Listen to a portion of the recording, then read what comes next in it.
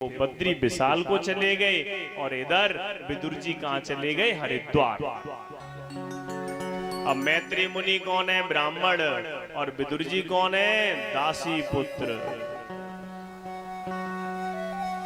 जैसे ही दोनों का मिलना हुआ, एक दूसरे से गले लग गए। तुलसी बाबा रामचरितमानस में कहते, जाति पाति पूछे नहीं कोई, जाति पाति पूछे नहीं कोई, जाति पाति पूछे नहीं कोई, जाति पाति पूछे नहीं कोई।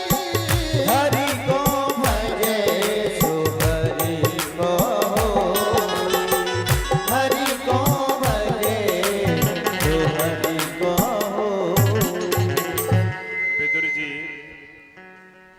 विदुर जी ने मैत्री मुनि से पूछा कि प्रभु एक बात बताइए, सारी सृष्टि को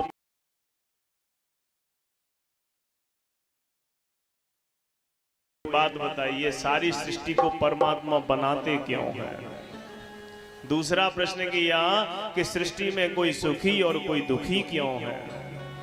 तीसरा, भगवान अवतार क्यों लेते हैं? कभी सूकर बन के आते हैं, कभी बामन बन के आते हैं, जरा स्पष्ट करके मुझे बताइए। तो मैत्री मुनि ने कहा कि विदुर जी, ये जो सृष्टि है, ये सृष्टि को मेरे भगवान अपनी इच्छा मात्र से बनाते हैं, क्योंकि ये जो सृष्टि है वो मेरे प्रभु की क्रीड़ा स्थली है और हम सब यहाँ पर खिलौने की तरह कार्य करते हैं। दूसरा प्रश्न तुमने पूछा कि कोई दुखी और कोई सुखी क्यों है? हे विदुर, इस संसार में कोई भी सुखी और कोई भी दुखी अपने कर्मों के प्रारब्ध से है। व्यक्ति जैसे कर्म करता है वैसी ही उसकी स्थिति बन जाती है। वही कर्म उसके अगले जन्म में भाग्य बनकर आते हैं। तुलसी बाबा रामचरितमानस में भी कहते हैं, कोहू न काहू सुख दुख करता, कोहू न काहू सुख दुख करदाता, कोहू न काहू सुख दुख करदाता, कोहू न काहू सुख दुख करदाता, निज कृत कर्म भोग सब भ्राता, निज कृत कर्म भोग सब भ्राता।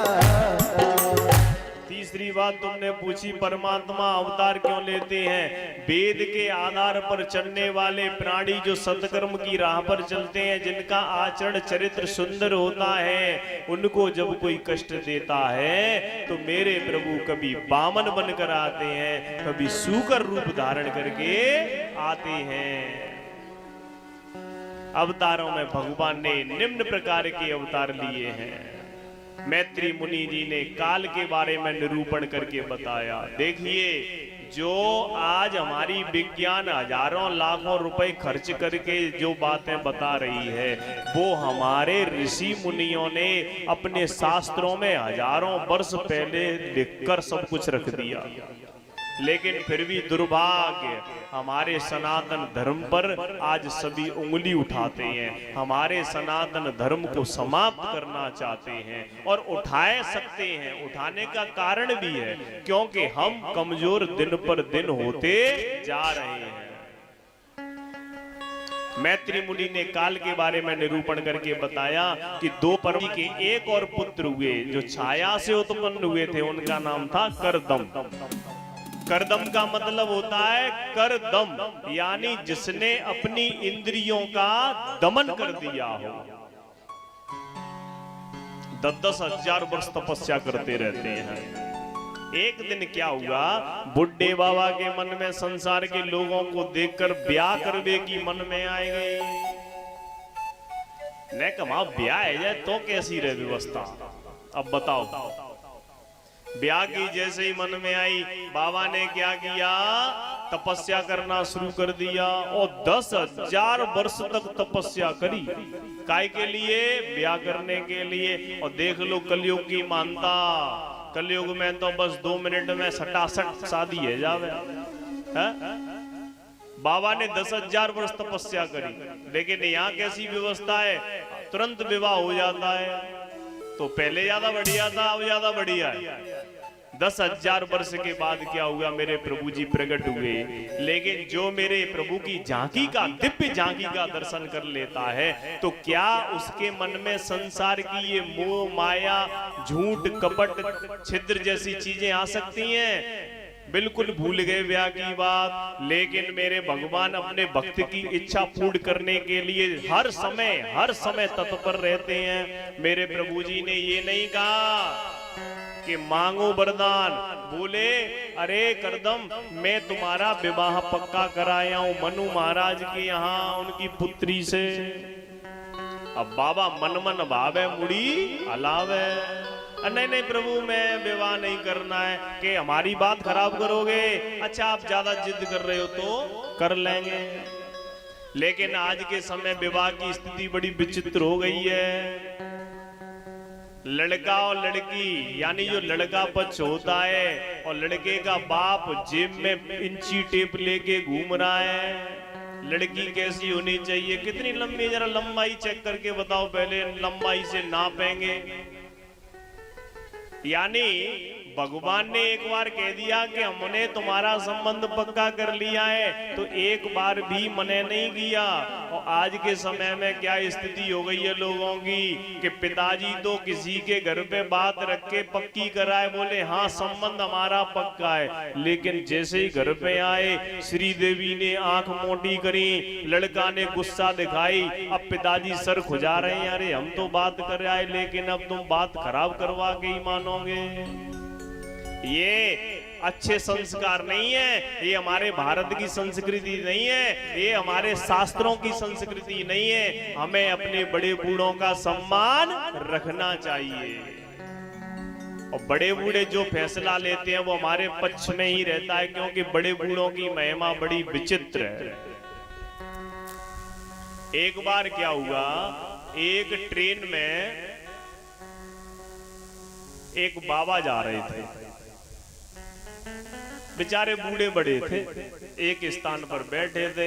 इतनी देर में क्या हुआ, ट्रेन में आए 4, 6, 10 लड़के।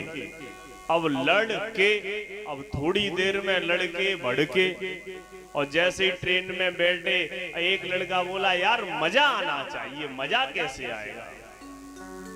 बोले मजा के लिए तो कुछ करना पड़े, एक काम करो ये ट्रेन की चेन खींच दो। देखिए जब प्रौढ़ावस्था होती है, युवा अवस्था होती है, जो अनसमझ लोग होते हैं, जिनके घर के संस्कार नहीं होते हैं, वो ऐसे उल्टे सीधे काम करते हैं। एक लड़का बोला चैन खींचेंगे तो टीटी आ जाएगा, टीटी आएगा तो पैसे देने पड़ेंगे। लड़के ने बोला एक काम कर लेते हैं, कोई बुरी बात थोड़ी है, 200-200 रुपए इकट्ठे कर लेते हैं सभी। इस तरीके से 1200 रुपए इकट्ठे कर लिए और एक लड़के की ऊपर वाली जेब में रख दिए। बोले टीटी आएगा तो हम उसको पैसे दे देंगे। बोले बहुत अच्छी बात है। जब तक एक और लड़का बोला अरे भैया एक और जुगाड़ है। बोले क्या कि ये 12 से बच जाए तो? बोले क्या व्यवस्था है कि चैन हम खींच देते हैं, नाम इस बाबा का ले देंगे, हम 5-6 जो हम कहेंगे वही टीटी मानेगा। बोले बात तो सही है भाई। तुरंत लड़कों ने चैन को खींच दिया। देखिए किसी किसी व्यक्ति को दूसरों को दुख देने में ही आनंद आता है, परपीड़न में आनंद आता है। परिणाम स्वरूप क्या हुआ, टीटी आया, चैन किसने खींची? लड़के बोले ये बाबा बैठे हैं, इनने ही चैन खींची। अब बाबा बेचारे हाथ जोड़ रहे हैं। टीटी ने कहा सफेद बाल हो रहे हैं, बुढ़े हो रहे हो, इतनी उम्र है, तुमको शर्म नहीं आती? बाबा ने हाथ जोड़ के कहा अरे टीटी साहब चैन खींची लेकिन मेरी कुछ मजबूरियां थी। बोले क्या मजबूरी थी चैन खींचने की? कि मेरी जेब में 1200 रुपए रखे थे, 1200 रुपए इस लड़के ने मुझसे छीन लिए और मुझसे कहा कि या तो चैन खींच, नहीं तो हम तेरे को 1200 रुपए नहीं देंगे। और टीटी साहब अगर विश्वास नहीं करे तो जी कारी टी शर्ट जो लड़का पहने ताकि वो पलवाई जेब में देखो 1200 रुपया रखे होंगे। टीटी ने चेक किया, 1200 रुपए पहले से ही रखे हुए थे। आज टीटी साहब 6 के 6 लड़कों को पकड़ के ले गया। ये है वृद्धों की महिमा। इतना ही नहीं, बाबा खिड़किया बैठ गए। लड़के बाबा को देख रहे थे, यार बुड्ढा तो बड़ा मास्टरमाइंड निकला। तो जैसे ही लड़के बुड्ढे को देख रहे तो बाबा भाई दाढ़ी पे हाथ फिरा के बोला, बेटा जे बार जो ही सफेद ना है गए।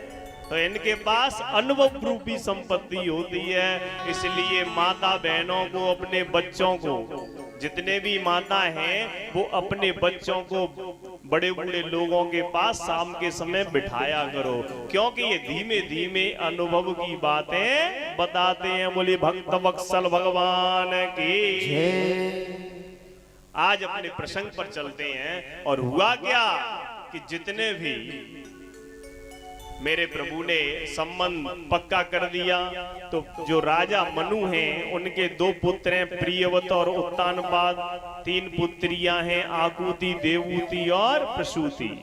देवूति के साथ संबंध किया मेरे प्रभु जी ने। तो बाबा बड़े ही सुंदर भाव से ब्याह करने के लिए गए।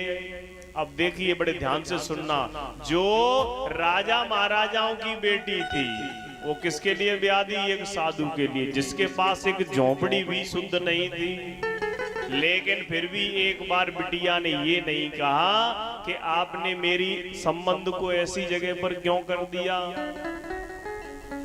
आज बाबा के पीछे पीछे देवती मैया चली आ रही है। और मैया जैसे ही आई, बाबा बोले, अच्छा आप जब तक इस झोंपड़ी पे सफाई करो, मैं अभी आता हूं। मैया ने कहा, बाबा एक बात बताओ जी, ऊपर झोंपड़ी में घोंसला लटक रहा है, जाको का मतलब है? बाबा बोले, ये इसमें ये भी रहते हैं, इनका भी ये घर है। और ये नीचे बिल बने हुए हैं इनमें कि ये इनका भी घर है। तो बाबा हम कहाँ रहेंगे कि 2 बाई 2 फुट की जो जगह में आसकरी झोंपड़ी की, तो क्या देखती हैं, एक बिल में सर्प बैठा हुआ है, दूसरे बिल में खरगोश बैठा हुआ है, तीसरे बिल में चूहा बैठा हुआ है, लेकिन कोई किसी को मार नहीं रहा है। किससे? उस त्यागी परम संत की तपस्या की वजह से।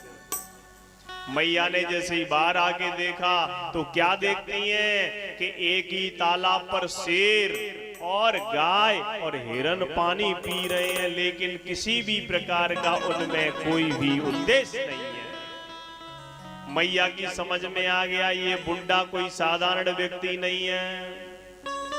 हुआ क्या, बाबा ने जैसे ही समाधि लगाई, अब तो बाबा अपनी भक्ति में मस्त हो गए। 40 साल तक तपस्या करी,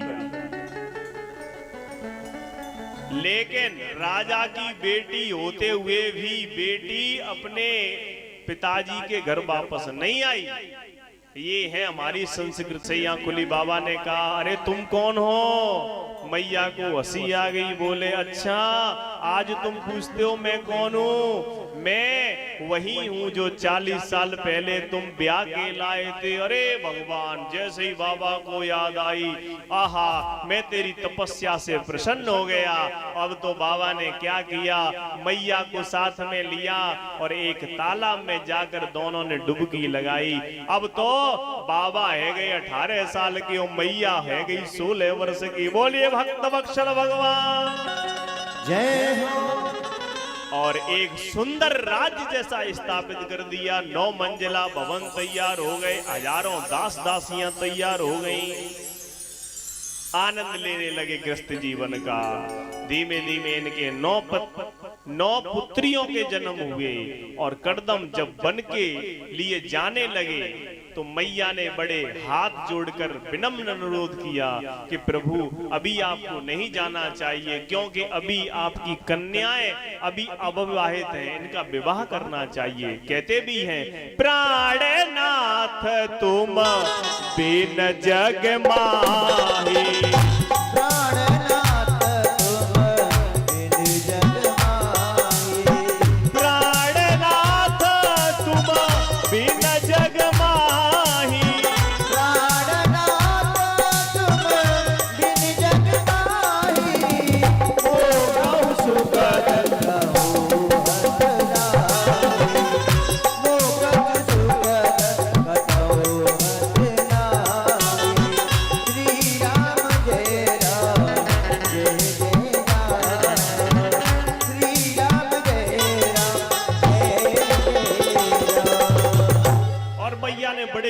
सुंदर भाव से कहा, क्या जिया बिनु देह नदी बिनु बारी, जिया बिन देह नदी बिन बारी, तैसे नाथ पुरुष बिन नारी, तैसे नाथ पुरुष बिन नारी। जब मैया ने अनुनय विनय किया तो कर्दम ऋषि को भी ध्यान आ गया कि भगवान भी हमें वरदान दे के गए थे कि हम तुम्हारे घर में जन्म लेंगे। तो जब भगवान घर में ही आ रहे हैं तो जंगल जाने की आवश्यकता क्या है। और क्या हुआ, मेरे प्रभु जी जो कर्दम ऋषि जी हैं आज पुत्र की इच्छा से बैठे हुए हैं। और क्या हुआ, एक दिन मेरे भगवान बेटा बनकर आए और उनका नाम क्या रखा गया, कपिल। बोलिए कपिल देव भगवान की जय हो। तब तुरंत 9 बेटियों का मेरे प्रभु जी ने विवाह किया। कला का विवाह मरीचि के साथ किया, अनुसुईया का विवाह अत्रि के साथ किया, अरुदंती का विवाह वशिष्ठ जी के साथ किया, ख्याति का विवाह भृगु जी के साथ किया, शांति का विवाह अथर्वा के साथ किया, क्रिया का विवाह क्रतु के साथ किया, हरग्यू का विवाह पुलस्त्य के साथ किया और श्रद्धा का विवाह अंगिरा मुनि के साथ किया। बोले वृंदावन बिहारी लाल की।